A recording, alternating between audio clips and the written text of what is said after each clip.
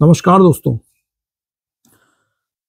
अब आज हम लोग बात करेंगे ग्रहों की युति को कैसे पढ़ा जाता है या इसका विश्लेषण कैसे करें कि जो आपकी कुंडली पे एकदम से सटीक बैठ जाए। तो शुरू करते हैं मित्रों, ज्यादा समय नहीं गवाएंगे, आज स्टार्ट करते हैं। हो सकता है थोड़ा सा वीडियो लंबा हो जाए, लेकिन मैं सारे ग्रहों की युति तो नहीं बताऊंगा क्योंकि वो बहुत ही लंबा हो जाएगा फिर तो।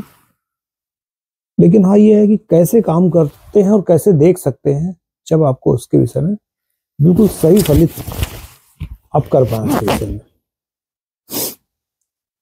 चलिए शुरू करते हैं। देखिए मित्रों, युति का मतलब क्या होता है? देखिए, युति का मतलब होता है कि एक ही ग्रह कुंडली के किसी भाव या किसी राशि में जब एक से अधिक ग्रह, 2, 3, 4 जब ग्रह आ जाते हैं उनको युति बोलते हैं। आमतौर पर एक एक करके, मतलब मान लीजिए 4 ग्रह हैं या 3 ग्रह हैं या 5 ग्रह हैं, तो आप हर एक ग्रह का दूसरे ग्रह के साथ एक रिएक्शन देखते हैं कि कैसा होता है। वो बोलते हैं, जैसे मान लीजिए एक ही ग्रह में सूर्य भी है, शुक्र भी है, केतु भी है, तो सबसे पहले आप सूर्य शुक्र देखते हैं, फिर सूर्य केतु देखते हैं, है ना। तो इस तरीके से देखा जाता है। तो कहने का मतलब, जब भी पहले प्रिडिक्शन किया जाता है तो पहले 2 ही ग्रहों को लिया जाता है। कोई भी ग्रह, 2 ग्रह उठा लीजिए, तो इसका मतलब क्या है कि 2 ग्रहों की युति को देखना, या ज्यादा ग्रह है तो 2-2 करके ग्रहों की युति को देखा जाता है। कैसे काम करते हैं देखिए मित्रों, हर ग्रह के अपने अपने नैसर्गिक गुण होते हैं, लेकिन कुंडली पे जब अप्लाई होते हैं तो इसका पूरा ही सिस्टम, पूरा ग्रामर बदल जाता है। कैसे करते हैं देखिए, जैसे ही सबसे पहली चीज क्या होती है कि जरूरी नहीं कि जो ग्रह आपकी कुंडली में, जिन 2 ग्रहों की युति हो, वो परस्पर मित्र हो। एक तो नैसर्गिक मित्रता, एक तात्कालिक मित्रता, दोनों को मिला करके ऐसा नहीं हो सकता है कि दोनों नैसर्गिक मित्र ही हों। हो सकते हैं, कोई बड़ी बात नहीं, हो सकता है मित्र ही ना हो, दोनों शत्रु हों, या एक सम हो दोनों एक दूसरे के, या दोनों परम मित्र हों, कुछ भी हो सकता है। ठीक है, अब मित्र है या शत्रु है, सम है, जो भी है, नैसर्गिक जो उनकी सिग्निफिकेशन है वो तो बिल्कुल अलग ही पता चल जाती है। लेकिन उससे भी ज्यादा इंपॉर्टेंट होता है, सबसे ज्यादा इंपॉर्टेंट क्या होता है कि आप जिन ग्रहों को देख रहे हैं, कुंडली में जिन ग्रहों की युति बन रही है, वो ग्रह जिस लग्न की कुंडली में ग्रह बन रहे, उस लग्न में वो कैसा है, कारक है, योग कारक है, अकारक है, मारक है। ये सबसे इंपॉर्टेंट दृष्टिकोण होता है कभी भी ग्रहों की युति देखने का, सबसे पहला पॉइंट होता है। देखिए, मान लीजिए बृहस्पति है और सूर्य है, दोनों की युति मान लीजिए तुला लग्न में हो रही है।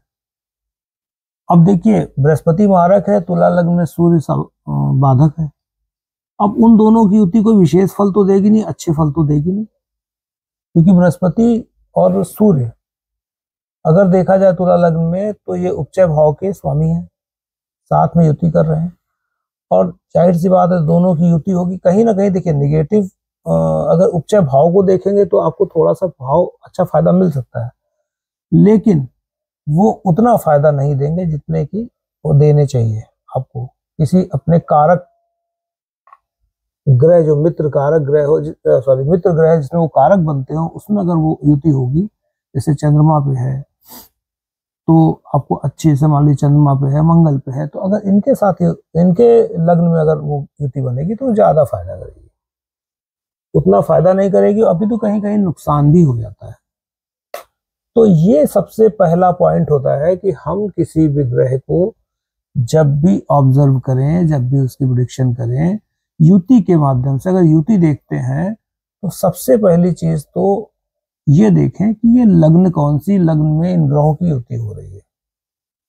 ठीक है, पहला पॉइंट तो ये हो गया। दूसरा पॉइंट आपको ये देखना है कि जो ग्रहों की युति हो रही है, वो ग्रह आपस में संबंध कैसे रखते हैं, उस कुंडली को लेकर के भी, और आपस में नैसर्गिक संबंध के आधार पर भी वो ग्रह कैसे काम करते हैं। ये आपको देखना पड़ेगा। उसके बाद आप थर्ड पॉइंट देखिए। थर्ड पॉइंट ये देखेंगे, ये जो दोनों ग्रह हैं जिस राशि में है उस राशि से उनका संबंध कैसा है, किस भाव में बने हुए हैं। ये भी बड़ा इंपॉर्टेंट होता है कि आपकी वो ग्रह की युति किस भाव में है।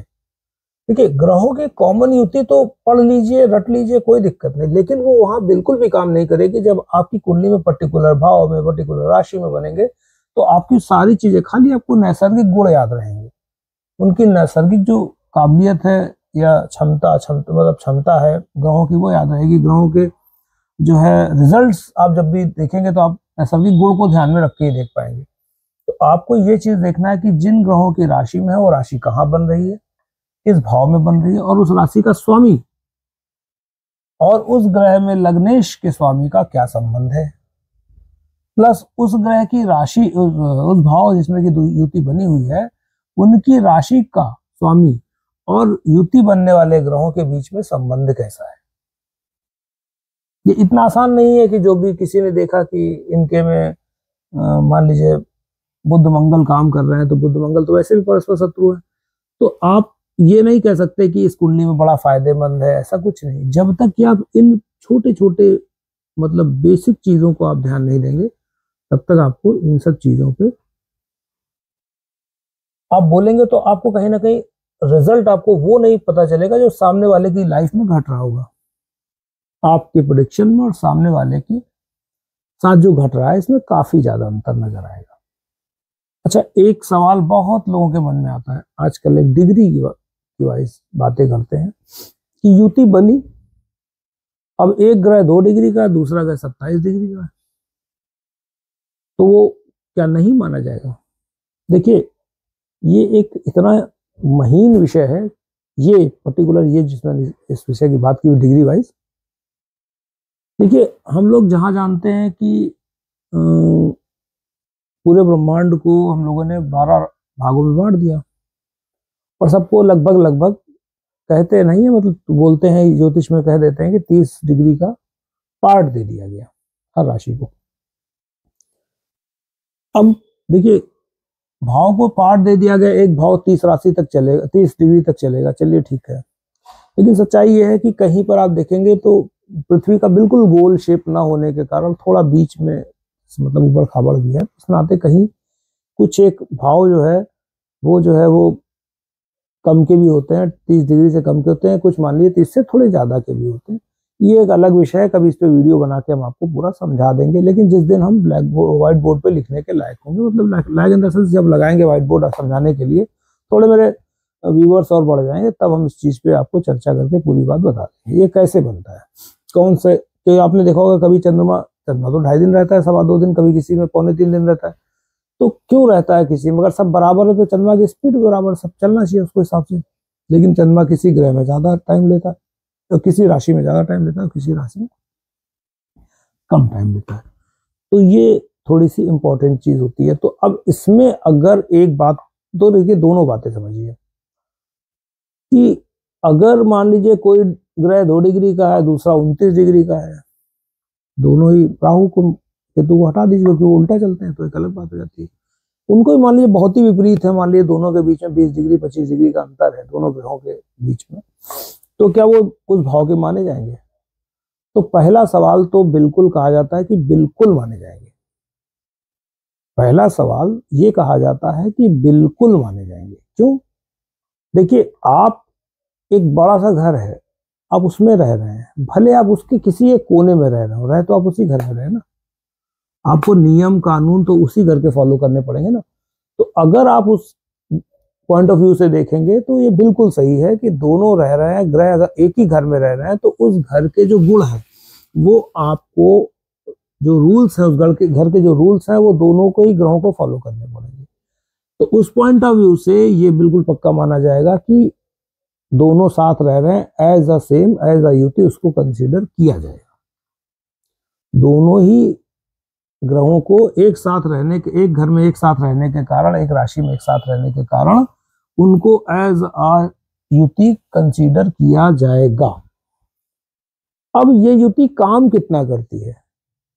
देखिए, घर के नियम तो माने हम लोगों ने, लेकिन हम मान लीजिए दो लोग हैं और दो घर में रह रहे हैं, मतलब एक ही घर में दोनों रह रहे हैं, और उसके बाद भी दोनों में इतनी ज्यादा दूरी है कि दोनों एक दूसरे को कायदे से देखा जाए तो प्रभावित नहीं कर पा रहे। हर ग्रह, वो जो ग्रह रह रहा है वो युति मानी जाएगी, वो दोनों ग्रह एक ही राशि में रह रहे हैं, वो तो मानी जाएगी। लेकिन अगर दोनों एक दूसरे को प्रभावित नहीं कर रहे हैं तो उन दोनों ग्रहों की जो आपस की अंडरस्टैंडिंग है वो कभी नहीं बनेगी, वो युति में कहीं ना कहीं बाधा आएगी।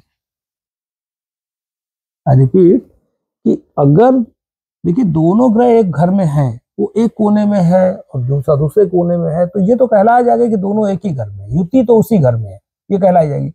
लेकिन दोनों ग्रहों के जो परस्पर गुण हैं वो एक दूसरे को प्रभावित कर रहे हैं, ये नहीं कहा जाएगा, क्योंकि दूरी काफी ज्यादा है। एक घर में एंट्री पॉइंट पे, एक एग्जिट पॉइंट पे। और ये मानक जो है, स्टैंडर्ड मानक, जो सबसे अच्छा मानक माना जाता है युति का, वो मैक्सिमम 5 डिग्री आर या पार माना जाता है। 5 से 7 डिग्री के आर पार में मानेंगे तो दोनों ग्रह एक दूसरे को प्रभावित अच्छे से करते हैं। भले ही मतलब शत्रुवत ग्रह क्यों ना हो, एक दूसरे के शत्रु ग्रह क्यों ना हो, वो काम करते हैं। इसको उदाहरण से ऐसे समझिए कि अगर दो भिन्न भिन्न स्वभाव के लोग एक घर में रहें, अब उनको पता है कि हमको इसी घर में रहना है, तो वो होगा क्या, कुछ दिन तक तो दोनों अपने में तनातनी करेंगे, लेकिन कुछ दिन बाद एक दूसरे की आदत से लोग कंप्रोमाइज हो जाता है। ये जनरली एक ह्यूमन बीइंग के आधार पर हम बता रहे हैं। तो ग्रहों का भी कुछ ऐसा ही हाल होता है। इसीलिए कभी भी आप देखिए जो मित्रवत युति होती है ग्रहों की, वो तुरंत देखने को मिल जाती है कुंडली में, जातक नेटिव के ऊपर बिल्कुल देखने को उसके असर मिल जाते हैं। लेकिन अगर शत्रुवत ग्रह भी हैं तो भी आप ये चीज देखेंगे कि आपको धीरे धीरे जब उम्र के बढ़ते लेवल पे, फिर वो उस जातक के अंदर दोनों ग्रहों के असर साफ दिखने लग जाएंगे, कंप्रोमाइजिंग असर साफ नजर आ जाएंगे। उसका रीजन ये है कि ये जो शत्रुवत जो ग्रह होते हैं, आपस में युति होती है जब, तो उनकी जो युति का फल है वो धीरे धीरे धीरे धीरे पॉजिटिव बदलता है, जैसे जैसे एज बढ़ती है, कभी भी इंस्टेंट नहीं बढ़ता है। हाँ, अगर किसी की महादशा आ गई, या मान लीजिए एक ग्रह उसमें लग्नेश का अच्छा मित्र है, एक लग्नेश का शत्रु है, तो आपको कहीं ना कहीं जिसपे दूसरे का सपोर्ट मिल रहा है, तो उस ग्रह की आपको कहीं ना कहीं मतलब ज्यादा फेवर आपको दिखाई दे जाएगा। या एक और भी कारण होता है कि अगर इस पे किसी शुभ ग्रह की दृष्टि पड़ जाए, तो दोनों में शुभ ग्रह क्या है कि दोनों में अतिशीघ्र संधि कराने का काम करते हैं। जैसे मान लीजिए बृहस्पति है, उसकी दृष्टि पड़ जाए, शुक्र है, उसकी दृष्टि पड़ जाए, तो ये कहा जाता है कि ये दोनों ग्रह जो है एक दूसरे की संधि कराने के काम करते हैं। इनकी दृष्टियां जो है वो देख रहे हैं। कहते हैं ना कि अगर कोई दो बदमाश बच्चे हैं, अगर मान लीजिए टीचर उनको दोनों को एक साथ देख रहा है, वो बैठे हैं अगल बगल, तो दोनों आपस में लड़ेंगे नहीं, बदमाशी नहीं कर सकते, चुपचाप क्लास में बैठ के वो क्लास लेके चले जाएंगे। तो सेम ये चीज यहाँ पर जो है अप्लाई होती है।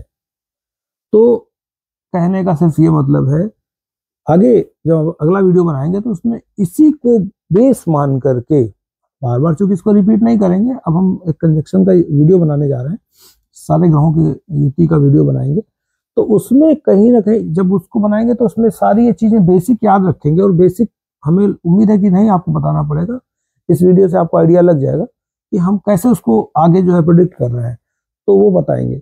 तो ये एक जो बेसिक चीजें हैं, इसको जब आप ध्यान रखेंगे तो आप ये पाएंगे कि आपको इस किसी की भी कुंडली को प्रेडिक्शन में आपको दिक्कत नहीं आएगी। किसी की कुंडली के प्रेडिक्शन आप आराम से कर सकेंगे। अच्छा, एक सवाल और भी लोगों के मन में उठता है, क्या भावचलित में अगर ग्रह चेंज कर जाए युति से तो काम करेगा? मैंने आपको देखिए भावचलित में चेंज करेगा इसका जवाब दे दिया है। शायद जो इसमें हमारे ज्योतिष की समझ रखते हैं हमारे मित्र, वो समझ गए होंगे। उसको हम फिर से पुनः उसी बात पे लेके जाते हैं कि ये ठीक तभी लागू करता है जब लग्न की जो डिग्री होती है, भावचलित पे ग्रह तभी मूव करता है दूसरे भाव में जब लग्न की डिग्री या तो 20 के ऊपर होगी या 10 के अंदर होगी। तब वो किसी दूसरे, तब जो है ग्रह दूसरे घर में वो मूव करता है। तो ऐसी स्थिति में जब आप देखेंगे तो यहाँ फिर वही नियम लागू हो जाएगा कि चूंकि जन्म कुंडली में आपकी वो जो ग्रह हैं वो एक ही घर को दिखा रहे हैं, भले वो 29.30 डिग्री पे दिखा रहे हो और वो 1.5 पे दिखा रहे हो या 0.5 पे दिखा रहे हो, वो ये जरूर कहा जाएगा कि इनकी युति इसी घर में है, बशर्ते उनके जो फल हैं, जो रिजल्ट हैं, वो जो ग्रह जहां भाव चरित में दिखाई देंगे वहीं के दिए जाएंगे। मतलब उस स्थिति में 75% या 80% जो प्रभाव होंगे वो लग्न कुंडली की युति को फॉलो नहीं करेंगे, वो चलित कुंडली को फॉलो करेंगे। लेकिन अगर 1-8 डिग्री से चलित कुंडली में 1-8 डिग्री से मान लीजिए 1-8 डिग्री ही रह जाता है और चलित कुंडली में ग्रह मूव कर जाता है, तो ऐसी स्थिति में 50-50 की ही रेशियो बनता है। 50% वो आप लग्न कुंडली काम करेगी, 50% जो है आपकी चलित कुंडली पे काम होगा। प्रेडिक्शन बहुत ही ध्यान से देना पड़ता है। ये तो मेरा छोटा सा वीडियो था, मैं इसमें कोई उदाहरण भी दूंगा, उदाहरण ना दूंगा, लेकिन अगर कल जो है जब मैं वीडियो बनाऊंगा तो इसमें एक मान लीजिए किसी न किसी ग्रह की जब युति दूंगा तो उदाहरण देता चला जाऊंगा, तो आपको समझ में आ जाएगा। और देखिए मित्रवत ग्रहों में अगर युति होती है ना, तो वो उसको प्रोडिक्शन करने में, उसको प्रोडिक्ट करने में आपको कोई भी प्रॉब्लम नहीं होती उतना ज्यादा। लग्नेश के मित्र हैं, दोनों आपस में मित्र भी है, जैसे मान लिया तुला लग्न है और शुक्र और बुध आपस में एक साथ कंजक्ट हो गए, तो उसमें आपको प्रोडिक्शन में ज्यादा दिक्कत नहीं आएगी। लेकिन अब वही समझिए कि लग्नेश शुक्र है तुला लग्न में, और मान लीजिए उसी का मंगल है और सूर्य है, उनकी होती है, मंगल और गुरु है उनकी होती है, तो जाहिर सी बात है फिर आपको प्रेडिक्शन में बहुत ज्यादा सावधानी बरतनी पड़ेगी, क्योंकि कहीं ना कहीं गुरु जैसे मान लीजिए या मंगल है मारक बन जाता है, तो ये चीजें, और गुरु जो है अकारक बन जाता है, तो ऐसी स्थिति में आपको बहुत ही सोच समझ के प्रेडिक्शन देनी होती है। तो मिलते हैं आपको कल एक वीडियो में, जिसमें कि हम आपको बताएंगे किसी भी ग्रह की युति लेकर के, मान लीजिए जैसे मान लीजिए मंगल बुध है, सूर्य चंद्रमा है, सूर्य के साथ किसी की युति इसलिए बताएंगे क्योंकि सूर्य के साथ युति बताने का मतलब ये हो जाता है कि वो उसमें होता क्या है कि सूर्य के साथ जब आप युति बनाएंगे तो उसमें एक अस्त का भी पैटर्न सामने आ जाता है, तो वो चीज अच्छे से नहीं बता पाएंगे। हाँ, सूर्य को छोड़ करके हर ग्रह की एक दूसरे के साथ युति बताएंगे, देन आपको इसका आइडिया लग जाएगा कि ये कैसे काम करता है। तो दोस्तों आज का छोटा सा वीडियो था, मिलते हैं अगले बार, मतलब इसके अगले वीडियो में आपसे बात करते हैं,